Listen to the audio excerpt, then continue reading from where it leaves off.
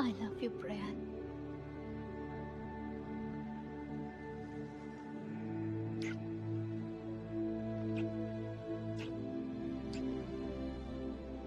Love you Mia. எனக்கு ஒரு promise பண்ண.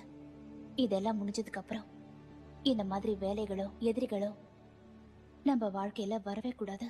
நீ ஆசைப்படுறது நிச்சயம் நடக்கும். அப்படிதான் நம்புறேன். Tokyo, Japan.